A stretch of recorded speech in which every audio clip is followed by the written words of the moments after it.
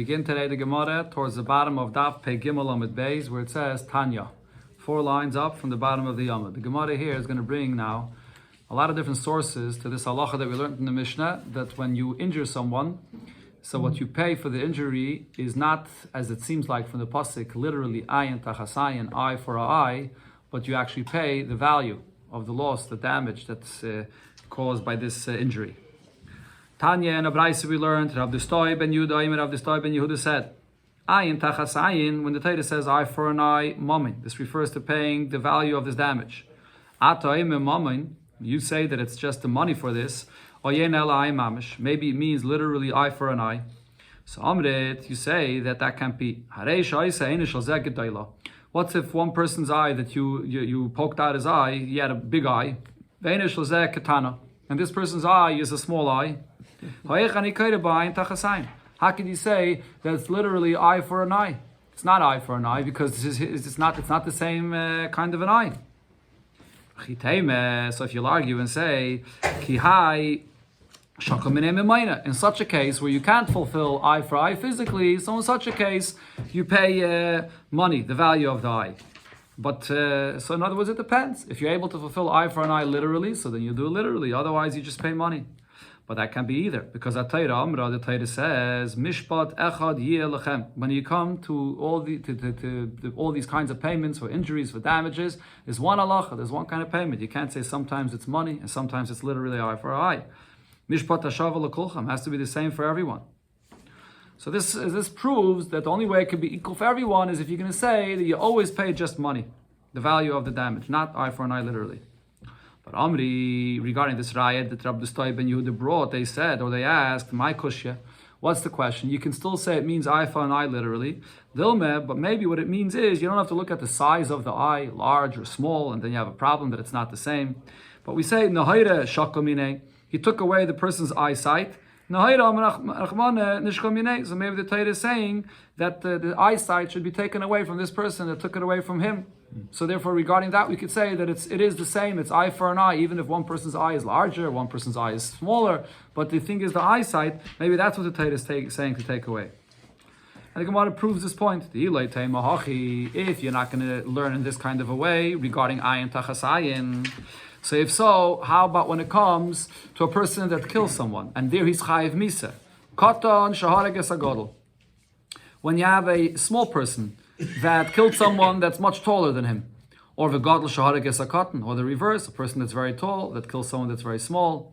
Heichi katlinan lei. How could you give him the chayiv of misa? What does it tell you to say by the chayiv of misa? There it says nefesh tachas nefesh, that you take the life of one because he took the life of another. So he also uses this term of nefesh tachas nefesh. So it sounds like it has to be the same. What are you going to do if this person's life, he's a large person and this person is small? And what are you going to say? So maybe you'll say, in such a case, you can't give a chiyav misa. Maybe you only give a chiyav misa when both of them are the same. That you can't say either, as we said before. The Torah says, mishpat echad yeh lechem, that there's one halacha, mishpat hashava lekulchem, that the same halacha has to apply to everyone. Ella, so the answer is, how do we explain nefesh tachas nefesh there? Neshama shakol minei, when one person murders someone, so he took away his life. Neshama merachmana nishkol minei. So the Torah is saying the same thing here, that his punishment is that you take away this person's life as well. So that you go by the neshama. You don't look at the physical size of the height or how short a person is. So here as well, when it says ayin tachas ayin, there's no proof that it means money. I could still say that it refers to the vision, not the actual physical eye, here's the point, but the eyesight, that if you took away someone's eyesight, then you take away this person's eyesight as well. So therefore the Gemara refutes this source that Rabbi Distoi ben Yehuda said. The Gemara brings another source. Tanya doch, and another brayse we learned, Rab Shimon ben Yechi. Rab Shimon ben Yechi said, ayin tachas ayin mami. Eye for an eye means that you pay money for this. You say that it refers to paying money. Maybe it does mean that you literally have to poke out his eye. So the Gemara says this can't be. The Bach over here adds in Omrit. So you say no, this can't be. Why? Because Harei Shaisa Suma. What's if this person that caused the injury, the mazik, he was already blind? Visime, and he blinded someone else. Or Kiteya, he himself was already an amputee, and Vikita, and he went and amputated someone else's hand or foot. Chiger, he himself was already limping, and v'chiger, he caused someone else to be limping. So you can't do the same to him now, because how are you going to fulfill eye for an eye if he already doesn't have that eye? What are you going to say? That in such a case, since it's impossible for it to be fulfilled, so therefore you can't do it. In his case, he's going to have to pay money. So again, the Gemara says, but that can be because that there's one halacha for everyone, and since in such a case you can't fulfill eye for eye literally, so that means that you must say that you always pay money. So Amri, on this they answered and said, this is also not a good raya. What's the question about how you do eye for an eye in such a case? Dilme, perhaps I can say, where it's possible to give this punishment of eye for an eye, so that's what the Torah is saying, that you should do it. If it's impossible, because the mazik himself doesn't have an eye even from before, so then it's impossible. And then we pater him. And the Gemara says, I'll prove to you that this is true, because the ilay teima achi, if you're not going to say so. So again, let's go back to a case of a murderer, where he's chayiv misa. Tereife shahara gesashalim. What's if the person, the mazik himself, is a tereife? He's a person that's ill, he's not well, there's something in his body that because of this, we know he's going to die within 12 months. And a person that's a tereifa, he's already considered to be a dead person, because he's not going to live out a year. So this treifa now, he went and killed someone else. So Ma'av Dinale, what are we going to do to him? Are we able to be Mechayiv and Misa? So Rashi explains what the Gemara means to say is, we're not able to be Mechayiv and Misa. And the reason is because you can't bring any Eidim to be Mechayiv and Misa.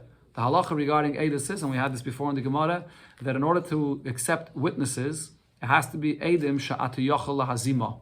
That if they're found to be false witnesses, we can give them the very same punishment that they intended to give this person. But the thing is over here in this case, what they intended to give this person, you can't do to them. Because the person that they said was a murderer, he himself is already a treifa. He's already like a dead person. So they didn't intend to kill a living, healthy person. So you can't give them the punishment of kashazamam that they intended to give someone else. So you can't accept any eidos. So in such a case, you can't give this person a chiyav misa. So Ella, what are you going to say? Heiche de efsher. In a case where it's possible, so then you give the chiyav misa. And heiche de lo efsher. When it's impossible, so then you don't give the chiyav of misa. Upatrina le, and you pater him. So the same thing over here regarding eye for an eye. In a case where it's possible, you fulfill that einish, if it would be literally. And if it's not possible, because this person himself is missing an eye, so then you don't give this einish. Okay, this is Rabbi Kiva Ege here. In the Gilyan Ashas, he asks on this Gemara, on the Pshat that Rashi says over here, regarding the Eidus by a person that's a murderer, that Rashi is saying that the Pshat on the Gemara is that you can't accept the Eidus. And in such a case, you can't give him a Chiyav Misa, because it's an Eidus where you can't give them the same punishment, so you can't accept the Eidus. So he says, well, if you can't accept the Eidus, so then how do you know that he even did this act of murdering? You can't accept the Eidus. So what's the Gemara asking? That how are you going to give him the punishment? You can't accept the Eidus. So you have no testimony that he ever killed someone. Kivega doesn't answer the question here. It's a discussion in Mefarshim. This is Rashi's Pshat in the Gemara. Next, the Gemara brings another source. The Be'er Rabbi Shmuel Tane and Abraisa we learned Omakra. The pasuk says, and we had this quoted before in Daf Pei Gimel, where it speaks about in Parshas Emor, in the end of the parsha there, about various different payments for damages. So it says, Ken Yinosim Bay. The beginning of the pasuk there it says, Kashiyitin Ish Mumba Misai, just like the blemish that you caused and you did in someone else, or Adam that is, Ken Yinosim Bay. So too, you should give to you, to the person that did it. Now, this expression of Ken Yinosim Bay that should be given to you, the term Nisina does not mean eye for an eye literally, but elamami. It means what you give usually from hand to hand, which is money. Like the Gemara, if that's your source, but if so, the beginning of the pasuk, when it says Kashiyitein mum ba'adam, when if you gave a blemish into a person, over there in the beginning of the pasuk, does it also mean money? But it doesn't though. Because over there it does literally mean that you gave, that you caused a blemish, a physical injury in the other person. So just like in the beginning of the pasuk, the term nisina means a physical injury. In the end of the pasuk, Ken Yinasim Ba, it could also mean eye for an eye physically, literally. So Amri, the answer to this, the Be'er Rabbi Shmuel, Kra Yisei Darshi. The main reason why they're darshaning this is not just the term nisina that it says there, but because really it's all really an extra pasuk. Because Mechti, let's see, Ksiv, in that same parsha itself, it already says before this, the pasuk right before this, it says, "V'ish ki'item mumba misai." If you give a mum a blemish in your friend, kasha asa ken yasalai. Whatever you do to him should be done to you. So the next pasuk, Kain Yinasum Boy Lamali. In the same pasuk, in the next pasuk why does it have to repeat again and say, so too should be given to you? Shemamina, the fact that there's a repetition there, and the Torah changes the expression. It doesn't say Asa, Yasa, it uses the term Nesina. It's coming to say Shemamina Mamin. It's coming to say that you should pay only money. So, fragt the Gemara, if the drasha is from the second half of the pasuk here, where it uses the term Nesina, Kashiitin Mum Badam Lamali. So the whole pasuk is extra. When it says in the beginning over here, that like you gave a blemish, what is that part of the pasuk doing there? What are you dashing from this? Says the Gemara, you don't dash on anything. Aidi the boy michtav ken yinasum boy, because it wants to add the words ken yinasum boy, which teaches me that it's only money that you pay. So kasav nami kashiyitim mum ba'adam. It also started off and it said the whole story again that you placed a mum in him, so therefore you give a mum as well, which means that you pay money. Okay, so this drasha here from Rabbi Shmuel, the Gemara does not refute. This remains a good source. Another source the Gemara brings for this, the Beit Rab Chiya Tana. By Rab Chiya they taught. What's the source for this halacha that you don't do eye for an eye literally? Makra, the pasuk says yad biyad. This is actually a pasuk which is written regarding Eidim Zaymimin. When Eidim intended to cause someone to for anything that they wanted to cause him to be chayiv in. So the pasuk there says vasisim lo kashazamam, that you have to do the same thing to him as well.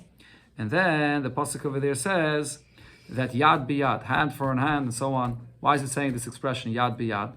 Hand for an hand means davar anite miyad liyad. What it means is that it's something which is given from hand to hand. What is this? It's the payment of money, which means then that the Eidim Zaymin that said Eidos about someone that he injured someone, that person that injured would only have to pay money. And therefore, when you fulfill the punishment of kasha zomam, that the Eidim themselves are chayav the same kind of punishment, it's yad biyad. It's a punishment of money. Ela meyata, says the Gemara, you're darshaning the words yad biyad. How about what it says there in the pasuk, regel beregel, a foot for a foot. So nami hachiyu, it's also you can darshan it this way, but you can't. If you're interpreting the words yad biyad, that refers to money that exchanges hands. But how are you going to darshan the words regel beregel? It doesn't fit into that. So Amri the Beit Rab Chiya, Amri, they said the Beit Rab Chiya kro yisei kadarshi. The real drasha here is not just the term that's used yad biyad, but it's the fact that it's altogether an extra pasuk. Because Mechti, let's see, this is in the parasha of Eidim Zayim. Ksiv, the pasuk already says, "Va'asisem loy kashazamim lasas la'achiv." When Eidim say false testimony, they get the punishment that they intended to give their brother. If you're going to say that it means literally a hand for a hand, so then the mamish that is that it's literal yad biyad lamali. So why does the Torah have to say the expression of yad biyad? Whatever it already said, benigay to when someone injures someone else, the Torah already says ayin tachasayin, shein tachashein, and so on. The Torah already says that over there. So once the Torah says that there, isn't it understood when you say kashizomam that the same punishment applies to the Eidim? Why does the Torah have to spell it out and say yad biyad again? So Shema Mino Moment, the reason the Torah spells it out, it's extra, and therefore it's only saying it to darshan that it means what exchanges hands, which is money. So if so, now okay. So the drasha is from the fact that it's extra, but not regel beregel amali. Why is the Torah adding the words of regel beregel? So these words are taken and just here derech agav. I did the cost of yad d'chsiv yad biyad. It says hand by hand instead of a hand, which means the money that exchanges the hands. Cost of nami regel beregel. It also said regel beregel, but really there's no drasha from those words. But the source is the extra words yad biyad. The Gemara brings another source for this halacha. Abaya Omer, Abaya said, or the Bachas Geir is Abaya Omar. Abaya said, Asya, we learn out this halacha that it's not eye for an eye, literally. With the Tani de Bechizkiya, what was taught by Chizkiya. The Tani de Bechizkiya taught as follows. When the Torah says ayin tachas ayin, an eye for an eye, and then it also says nefesh tachas nefesh, a soul for a soul, that's been again to a place where there's a murderer. So what we learn from this is v'loi nefesh v'ayin tachas ayin. But if one person knocked out the eye of someone else, you can't punish him that he should now lose his eye in return and also lose his entire life in return. Can't be both. Okay, that's what he's darshaning. Now, what does this mean? So the Gemara explains. If you're going to say that when it says in the Torah, ayin tachasayin, this means literally that it has to be eye for an eye, but then this could actually end up happening. Zimnin, sometimes what could happen is, the mishkachas law, that what could happen is, ayin v'nefesh, ayin tachasayin, that when you are trying to give back the punishment, what he did to someone else, that he knocked out his eye, and he tried to knock out this person's eye, he might lose his eye, and out of the pain, he might also lose his whole life. He might die from the suffering of this. The bahadi, the averle, when you're blinding this person, punishing him for what he did, nafkale nishmase, from the whole experience, from the pain, his neshama may fly out. So how could you give this punishment of eye for an eye if it may end up causing there to be ayin vin nefesh in exchange for what he did, which is only an ayin that he knocked out someone else's eye. So therefore, this is not a kind of punishment you can give because you're risking taking his life as well. Says the Gemara, no, what's the question here? Dilma, maybe, we estimate, we see whether he's able to handle this, to give him the punishment of eye for an eye, to see if it's possible. And if it's not, then you don't give the punishment. But maybe the Torah intends that it should be literally eye for an eye. If he's able to handle it, so we give the punishment of eye for an eye. If he can't handle it, then we don't do it. And v'iyam dinon the matzi mekabel vav dinon bei, and furthermore the Gemara says, and if you're going to estimate that he's able to handle this punishment of eye for an eye literally, and we do so, and what ends up happening is v'nofek ruche, and his neshama flies out. So if he ends up dying, lemos, so then he'll die, and that's not something that's our fault. If we estimated in advance and we saw that he's able to handle it, but then later on something else happened and he wasn't able to handle it and he died, so then that's not our fault, because miloit nan, didn't we learn a Mishnah, gabe malchus, when it comes to the punishment of lashes, that before you give the lashes, you're supposed to estimate to see if the person could handle this. If they estimated to see if he's able to handle the lashes, but then in the end, when they gave him the einish of malchus, he still died. Tachas yadei, under the hands of the shliach of the bezin that gives this einish of malchus, pater. Shliach of the bezin is pater because it was all evaluated before. So maybe over here you can still give the punishment of eye for an eye, and you don't have to be afraid of the risk that he may lose his life as well, because you evaluate that in advance. So the Gemara doesn't accept this source. Why talk by Malchus? It's not Mishpat Echad. The what? By Malchus? It's not Mishpat Echad. It is. It's Mishpat Echad of Malchus. But you don't necessarily. You're right. You don't necessarily give the same amount of Malchus, but you give only what he could handle. I'm not sure if the pasuk of Mishpat Echad relates to Malchus, but the pasuk of Mishpat Echad, it says here in the parsha, in the end of Parshas Emor, where it speaks about injury, or I'm not sure if that pasuk relates to Malchus.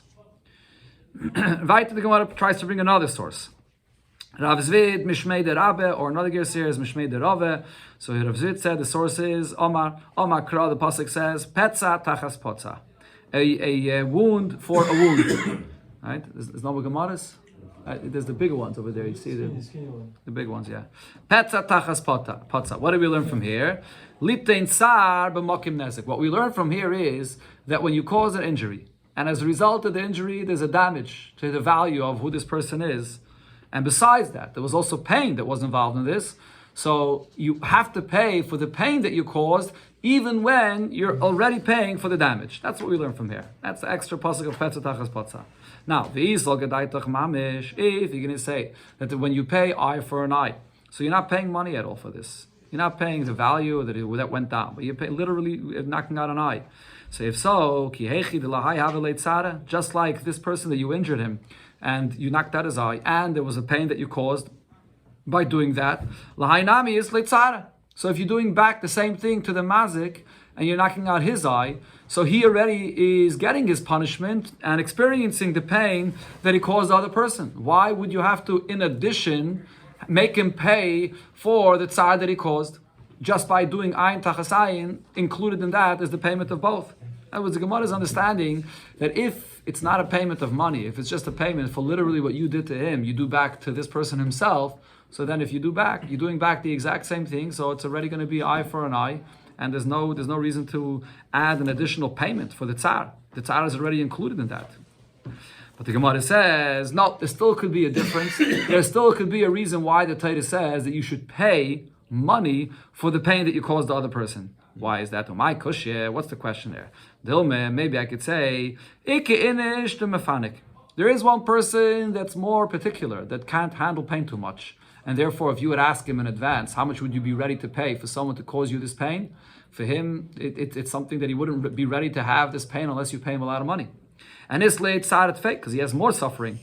Vike inish to someone else, he's not so particular. They can handle pain better and less late tzad. He doesn't have so much pain.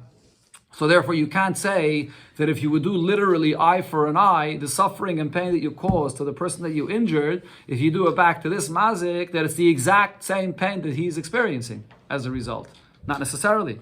So what would be the difference here when the Torah is saying petza tachas potza, that you still have to pay for the tsar, the beni beni. So that difference of the value that there is in the suffering that you caused him and the suffering that this person himself has, he may have much less pain. So that difference in the value, maybe that the Torah is saying that you still have to pay money for. So therefore you can't prove it from just this payment of tsar. Similar thing the Gemara says, Rav Papa mishmei de Rav Ama. Rav Papa said a similar thing in the name of Rava. Omakra, the Torah says, Verape yerape. When you injure someone, you also have to pay for his medical bills. Even though you already are paying for the damage, the value that went down, besides that, you also have to pay for his medical bills. Now, if you're going to say that eye for an eye is literal, so just like what you did to him, so therefore, besides whatever damage you caused him, there's also the medical bills. This person himself, if you're doing back the same thing to him, so he also is suffering already the same thing, the damage and the medical bills. So there's no reason to have that as a separate payment. If you see that the Torah wants that you should experience the same thing as him physically, literally, so then the money over here doesn't play any role b'chlal. So it should be the exact same thing, and you already experience the exact same thing as him. Why is there separate medical bills that you're paying for? So again, the Gemara here says the same thing, but this is not a question. My kushya, what's the question? Dilme, maybe we could say the medical bills that he has and the medical bills that you have are not the same. There's a person that his flesh heals quickly. Another person that his flesh does not heal quickly. And therefore, what's the difference here? Maybe the Torah is still saying that true, you're experiencing the same thing as him and you have medical bills just like him, but maybe there's a difference between him and you in the medical bills, and therefore that difference, the Torah is saying that you still have to pay. So therefore, there's no rai from this either. Rav brings another source. Asye tachas mishar. We learn out the term tachas that it says when a person injures someone, from the term tachas that it says when a shar gets damaged. Ksiv over here regarding an injury by a person, the Torah says ayin tachas ayin, eye for an eye. So the Torah uses the word tachas. Ksiv hasam, and over there, when you damage an animal, the Torah says shalem yishalem shar tachas shar. You pay an ox for an ox. And over there, it doesn't mean literally that you go and damage this ox that caused the damage to the other ox. Over there, it means a payment of money. Mala halon mamin, just like over there, it means money. Afkan mamin. So to over here, the term tachas means that you pay money for the eye that you damaged. Says the Gemara, my chazes, what do you see? We know that there's a zereshava of tachas. That was Allah Moshe Misina that Rav Ashi had. Well, how do we know that the term tachas that you learn out is from the shor? What do you see to learn from there? The alpha is tachas mishor. Neilev tachas mi odam. Maybe the place has to be learned out is you have the same term of tachas that it says in another place also regarding the human being. Dichsev v'nasato nefesh tachas nefesh. When it comes to a person that's a murderer, so over there you take away his soul, his life, just like you took away someone else's life. And over there, mala alon mamish, just like the term nefesh tachas nefesh means literal. Avka mamish, maybe ayin tachas ayin, eye for an eye, also means literally. Amri, so the answer to this, no. Donin nizakin min nizakin, we compare the tachas, the gzeirishava, we learn out from another case of damage. Vein donin nizakin mimisa. We're not going to learn out a case of an injury, of a damage, from a case where someone is a murderer and he's chayiv misa. That's something that's too far, too extreme. We don't compare to that. But the Gemara says, not necessarily. Adarab, on the contrary. Donin adam me adam, vein donin adam me be'ema. If you have an option to learn out the gzeirishava tachas, to learn it out from an animal, to learn it out from a place where it says tachas regarding a human being, doesn't it make sense to compare to a case where it says tachas by a human being? So Elam Ravashi. So therefore, Ravashi says that the reason, the place where he's learning out the Gzeira Shava of Tachas is from what it says in the Torah, Mitachas Asher Ino Yalafle. He learns it out from the pasuk where it says Tachas Asher Ino, which talks also about a human being, but it talks over there about a payment of money. This is by a case of when a man causes pain to a girl when he has an inappropriate relationship with her. So over there it uses the term Tachas, and over there it's a human being and it's a payment of money. Adam may Adam. So this, we're comparing the tachas that it says here regarding a human being. We're learning it out from another place where it's a human being. And izakim it izakim. It's an injury from an injury that we're learning out. And therefore this is the source that you only pay ayin tachas ayin and not literally money. Now, after all of this, the Gemara brought all of these sources. And we had before also on Pegimel and Beis, all the sources that the Gemara brought. Tanya, the Gemara says in Abraisa we learned, Rabbi Lazar said, ayin tachasayim mamish. When the Torah says eye for an eye, it means literally eye for an eye. The Gemara asks this, mamish sol kadaitach? Does this literally mean eye for an eye? Rabbi Eliezer, less like kachal, hani tanoi. Rabbi Eliezer disagrees with all the tanaim that say that eye for eye does not mean literal.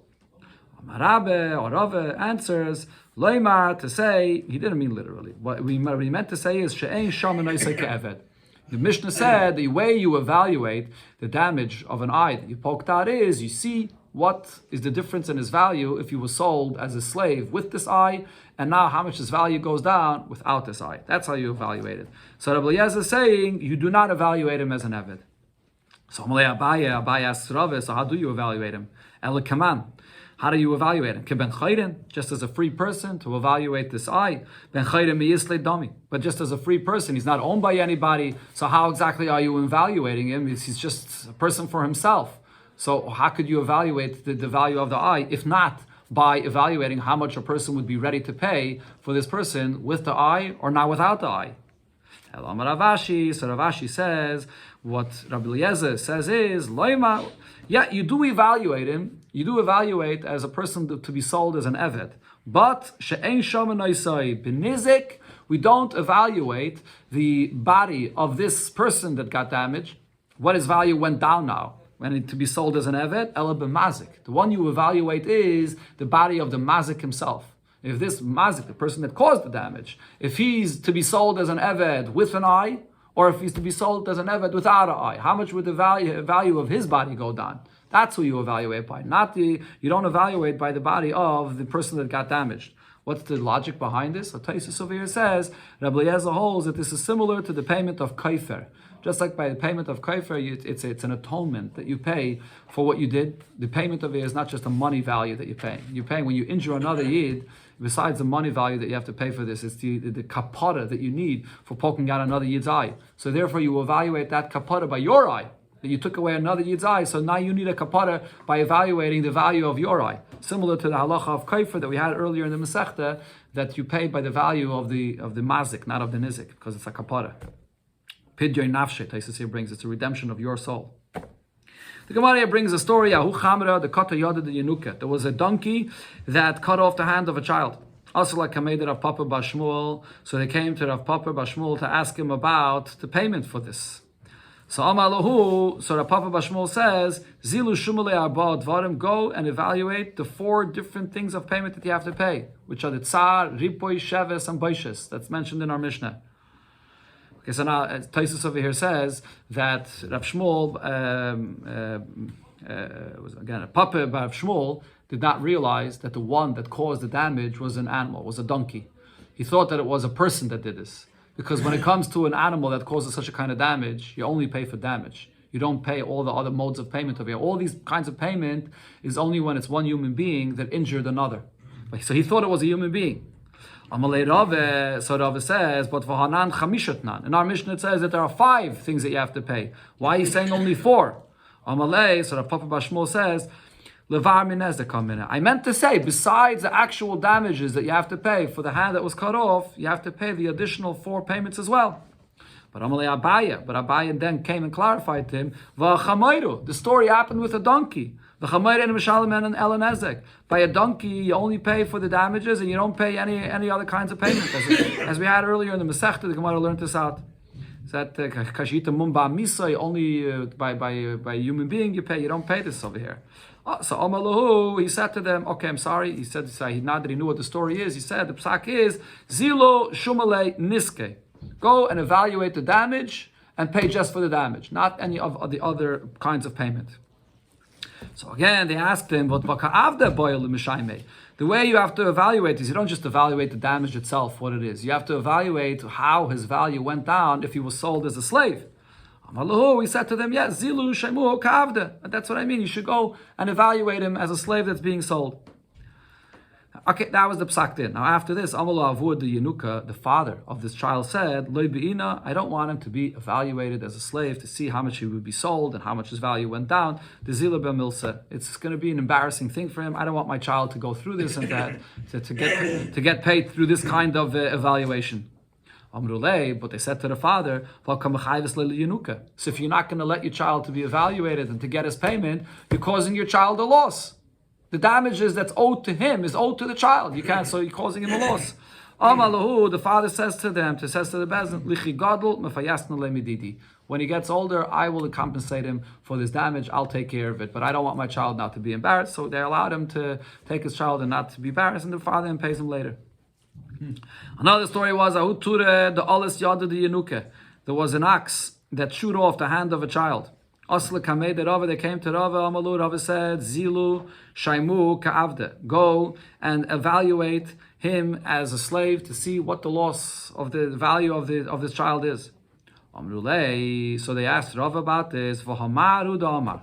The master, Rav, is the one that said the following rule. Kol anishim ke'eved. Anytime there's a payment, and the way you evaluate this payment is to see what the loss is if he's sold as a slave, ain't Bavel. This is a kind of a payment that in Bavel, we don't collect this kind of a payment. Okay, so here the Gemara is going to begin a long discussion about this. We'll see soon. The Gemara is going to explain that the Bezdin in Bavel, the smicha, the way they had it in Eretz Yisrael, where there was a proper smicha that came from the time of Moshe Rabbeinu, and there was a proper bezdin, and they had the power to be a bezdin and to paskin, to take out money from people. In Bavel, we don't have a proper bezdin. So therefore, which means in Eretz Yisrael, and Chutzlah, that's in today as well, we don't have a proper bezdin the way they had it then in Eretz Yisrael. So therefore, in Bavel, this kind of a payment, we do not collect. That's what Rava said. So how is Rava here saying that you should estimate this damage and to see how he would be sold as a slave? Amalahu, so Rava answered, the only reason that I said that it's necessary to evaluate this, the itafas. If you would go and grab then that payment on his own, he can keep it. We will not go and collect it for him because in Bavel we don't collect this. But if he would grab this on his own, then he can keep it. Now the Gemara explains as follows. Where is the source? Where did Rava say this regarding this kind of a payment in Bavel? Rava is following his reasoning. Rava said, Niske shur b'shur. If an ox got damaged from another ox, of an iske shur ba'adam, or an ox got damaged from a person that damaged it, that's the kind of payment that you do collect them even in Bavel. Niske adam ba'adam. But if there's a damage from one person injured another, or if an iske adam b'shur, or if an ox injured a person, that's the kind of payment that you don't collect in Bavel. That's what Rava said. So the Gemara now will explain this. What's the reason to make this kind of a distinction? If the Bezdin in Bavel has the ability to collect money, money matters, so then it shouldn't be any difference. So what's the explanation here? Says the Gemara, what's the difference? If there's an injury that's caused by a person, or in a person, whether it's caused from another human being, or it's caused from an ox, the law, so that we don't collect in Bavel. Why? Because Elikim be'inon, you have to have a proper Bezdin that has the power to collect money. Veleke. And in Bezdin, and in Bavel, that is, as I mentioned before, they don't have the proper smicha, so they don't have a proper Bezdin. If so, niske shur b'shur ba'adam nami. A damage that's caused to an ox, whether by another ox, whether by a person, you should have the same problem. You have to have a Bezdin. Right? So if so, Ashir brings in Parshas Mishpatim, it always says that you have to have a proper bezdin to come and to collect this money, and veleka, and you don't have a proper bezdin in Bavel. So how can you collect this? So elamai shna shur b'shur ba'adam. So but now the Gemara now goes to the other side and says, so what's the difference when it comes to an ox that was damaged? So over there we do collect this money. And what's the reason? Even though in bezdin in Bavel there is no proper bezdin, the reason is because the shlichus sayu ka'avdinon. The Bezdin of Eretz Yisrael empowers the Bezdin of Bavel to be their shluchim, to be their agents, to fulfill this halacha as a Bezdin to come and collect it. They're not collecting with their own power. They're just like the shluchim of the Bezdin of Eretz Yisrael. And where do we find this concept? Midi dahave ahidois v'halvois. This is similar to what the Gemara says in Sanhedrin regarding all money matters. When it comes to a situation where someone says, so-and-so admitted that he owes me money, or so-and-so borrowed money from me, and you need to collect this money. If you're not going to allow a Bezdin in Bavel to administer all these halachas and to have any Bezdin in Bavel for any money matters, people are going to steal money from one another, they're going to borrow money they're never going to pay back. So therefore, the Gemara in Sanhedrin says that the Bezdin in Bavel, even though they don't have the power of their own, but they're shluchim of the Bezdin of Eretz Yisrael to be able to paskin all these halachas. So the same applies to the damages that's caused to a person's ox that the Bezdin in Bavel could collect this. So if so, any injury that's caused to a person himself, whether by another person, whether by an ox, so Nami, we should say the same thing, that we here in Bavel could paskin this halacha to obligate to pay this because we're just fulfilling the shlichus of the Bezdin of Eretz Yisrael. Just like regarding any other money matters. So the question still remains, what's the reason why Rav has said that the injury in a person is something that the Bezdin in Bavel does not paskin? So Amri, the Gemara tries to answer as follows. Kika of Dinan Shlichasayu. When do we consider ourselves to be the shluchim of the Bezdin of Eretz Yisrael? When is this? B'midi de kimlam begavei. With this is something, if the payment is something that we know exactly what the amount of the payment is. But b'midi de kimlam begavei. But if it's a payment where it's not something which is set and we don't know exactly what the payment is, lo yavdina shlichasayu. So this is something that we don't do the shlichus for them. Right? So therefore, over here, when it comes to this kind of payment of a person's injury, where you have to estimate him to see how he would be sold as a slave, this is not something that we would know exactly in advance what exactly this payment is. It's not a set kind of a payment. That's a kind of a payment that we don't collect in Bavel. But the Gemara asks, this is not a good distinction. Amri, they asked on this, shar b'shar, v'shar ba'adam, an ox that was damaged. So and over here as well, nami like kimlam begavei. We can't know in advance the exact kind of payment of what the amount is. So why is this a kind of payment that we collect in Bavel? Ella, what are you going to answer? No, it is the kind of payment that we know because pok chazi, you can go into the marketplace and see heichem is davne ture b'shuke. What's the value of what an ox is sold in the marketplace? And therefore, if there's any injury or any damage to the ox, you could know what the damage is. If so, adam ba'adam v'adam b'shar nami. When a person is an injury caused to him, you can also say the same thing. Puk chazi heichem is davni avde b'shuke. Go and see what a person is sold as a slave, and based on that, you know what the damage is. So, the question is, what is the distinction in these two kind of payments? Why the payment of an ox would Bezdin collect in Bavel, and why the payment of an injury of a human being would Bezdin not collect in Bavel? Besides this, the Gemara asks, Tashlum kefil, v'tashlum abba v'chamisha, to pay knas, to pay these penalties, whether it's to pay the double, the kefil, by a geneve, or when you pay 4 or 5 times as much, whether when you stole and afterwards you slaughtered or sold the animal. The kitzi, these are set payments. Why here in Bavel should we not be the agents of the Bezdin and Eretz Yisrael to collect this kind of a payment? So Amri, so to the last point here, the Gemara says they answered, Kika of Dina Shlichasayu. When do we take the position of being the shluchim of the Bezdin of Eretz Yisrael to collect payment? B'mamayna.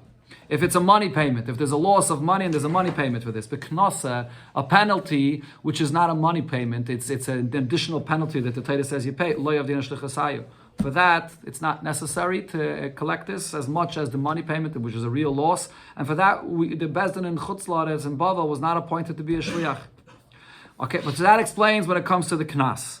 But the Gemara still asks, Adam ba'adam, the injury that one person causes to someone else, the memainuhu, so that's a real money loss, that his body loses value. Never shluchasayu, so that we should still be their shluch and we should collect this kind of a payment. So here the Gemara gives another rule to explain the difference. Kika of dina shluchasayu, when do we serve, the Bezdin Bavel serve as a shluchim of the Bezdin of Eretz Yisrael, the Moshe, the shchiche, if it's a kind of a damage which is common, and therefore adam ba'adam, the injury that there is of one person injuring another, this doesn't happen so often. This is not something that we will do. Their shlichus, the Chachamim and Eretz Yisrael only empowered the Bezdin and Chutz La'aretz for something that's common, that's necessary. Like it said before, Heidos, Valvois, and other things that are common. But two people fighting to the point that you cause such a kind of an injury that you knock out his eye or a hand, that's not common. So that's something that they were not empowered to collect. But the Gemara asks in this answer, Hare, boishes upagam, when one embarrasses another, and this is, for that you have to pay as well. As one of the things the Mishnah said, you pay for embarrassment. The shchiach, this is something that's more common, that one person embarrasses someone else, and you pay for this. So navet shlichasayu, why don't you have to pay for this kind of a payment? Why wouldn't we be their shluchim to collect this kind of a payment? Amri, so therefore the Gemara says, Hachanami, no, this is something that in Bavel they do collect this payment. This is something common and it's collected. There was a case where Rav Papa collected 400 zuz for this, that one person embarrassed another person, even in Bavel. But the Gemara asks, we don't paskin like Rav Papa. We don't paskin like him. The Shalach le Rav Chisda le Rav Nachman. Rav Chisda sent to Rav Nachman to ask Rav Nachman about how to evaluate the payment of an embarrassment. B'shalach lei, and Rav Nachman sent him back. Chista, knosa kamagvis b'Bavel. You're collecting a payment of a knas in Bavel, even though baishes is not exactly a payment of a knas, but it's similar to the payment of a knas in the sense of that there's no actual physical loss of a damage that you're collecting over here. So therefore, he said you don't collect baishes in Bavel. So therefore, you can't give me the answer that you just go by what's common and what's not common to happen. Baishes is something that's common to happen, and still you don't collect this in Bavel. So therefore, Ella the Gemara says as follows: Ki of din shlichasayu. When is the bezdin in Bavel a shliach of the bezdin of Eretz Yisrael? B'mulsa the shchiche. If it's a kind of a loss of a damage that's common, and also vispech chesaron kis, there has to be a real loss of money involved in this. Al mulsa the shchiche v'lespech chesaron kis. If it's something which is common, but there's no real loss of money here. Inami, or in the reverse, milsa de loishchiche, it's not something which is common to happen. Even if there is a loss of money, in such a case, we, the Bezna and Bavel, are not appointed as shluchim to go and collect this kind of a payment. In Hilkach, therefore, adam ba'adam, when one person injures another, even though over here there is a real loss of the value of his body, but nevertheless, because this is not something which is common to happen, they're not appointed to be shluchim to collect this. Baishes, when it comes to embarrassing someone, even though this is something that happens more commonly, like even the less bechesar and kiss, since there's no actual loss of money over here, so regarding this as well, we don't do the shlichus. So this explains what the reason for the distinction is, why when one person injures another, this is a kind of a collection that Rav said that we don't collect in Bavel, because it's not common to happen. Okay, but now the Gemara asks, V'shoyer b'shoyer. What did we say before? When one ox damages another, that we do collect this in Bavel. So the Gemara asks, V'shoyer b'shoyer goyim b'Bavel. Is it true that when one ox damages another, that's a kind of a payment that the Bezdin in Bavel is a shliach of the Bezdin of Eretz Yisrael to collect this? But v'ha'amar Rava. Rava himself said, Shoyer shehizik, an ox that caused damage, and goyim b'Bavel. You don't collect the payment of this damage in Bavel. So what did Rava mean to say by this? The azik man, who did this share damage? If we're talking about a share that damaged a human being, why did he specifically say if an ox damages a person? One person that injures another, also you don't collect this as well. So he shouldn't have said only the share. So therefore it must be, what was Rava talking about? The azik share. That this ox damaged another ox, and the katani, and what is Rava saying? We don't collect this in Bavel. So we see here that Rava is saying you don't collect when one ox damages another ox in Bavel. And before we said we do. So the Gemara answers, it depends. Amri, they answered, Hasam bitam. When he said that you don't collect these damages in Bavel, it's talking about the ox that damaged another ox when it's only a tam. The first 3 times when you only pay chatzi nezek, so since you only pay half a payment, so we had earlier in the Masechta, that's a kind of a payment which is a knas. And a knas you don't pay in Bavel. However, here when Rava says that you do collect this kind of damage in Bavel, that's when you're collecting already the 4th time when it's a muad and you pay nezek shalem after he was warned and paid already 3 times chatzi nezek, and now the 4th time you pay nezek shalem. That kind of payment you do pay in Bavel. But how does this animal become a muad in Bavel? Didn't the Rava say in another place? Ein muad beBavel. A shar cannot turn into this muad to pay full payment in Bavel. Because since you don't pay chatzi nezek the first 3 times, so since you only become a muad after it was brought to Bezdin, and you pay chatzi nezek the first 3 times, then you become a muad. But if you don't pay, you don't bring to Bezdin, you don't pay for the time, the first 3 times, you can never become a mu'edim bavel. So how do you ever collect for a mu'edim bavel? Amri, the answer that it's possible, the iyayid hasam, this was an animal that was in Eretz Yisrael, and he became a mu'ed in Eretz Yisrael, v'aisur lahacha. And then this animal was brought down into Bavel. And now this animal, if it damages, you would have to pay nezek shalim. That's the case. This is very uncommon, that an animal that was a mu'ed in Eretz Yisrael is now brought into Bavel. And if it's something that's uncommon, ha'amrit, we already established before, the lay of the Nishlichasayu. In such a case, the Bezin in Bavel is not the shliach of the Bezin of Eretz Yisrael to collect this. So that's not a common case at all. Says the Gemara, well, the case could be a little different. The asur rabbanan the hasam v'yadu hacha. What happens if the Bezdin of Eretz Yisrael came to Bavel? They were here in Bavel, and while they were here in Bavel, there was this animal that gored 3 times and paid Chatzin Ezek 3 times, and it became a mu'ed. So this could have happened that the Rabbanan of Eretz Yisrael were visiting in Bavel while such a thing happened. The Gemara in the end of the day, though, this is still something which is uncommon to happen. So how would you collect the payment of the mu'ed over here in Bavel? If it's uncommon, we do not fulfill the shlichus to collect this kind of payment. Hello, so the Gemara answers, Ki ka'amar Rava. When Rava says that we collect the payment of a mu'ed in Bavel, what he meant to say is, B'shein v'regel the mu'ed mitchilasaninu. This is, as we learned earlier in the Masechta, an ox not that gored, but an ox that ate with its teeth or trampled with its feet, and over there it's a mu'ed right from the beginning. And that's something which is common, and that's the kind of payment that you do collect in Bavel. That's what Rava was talking about when he said that you collect the payment from the ox even in Bavel.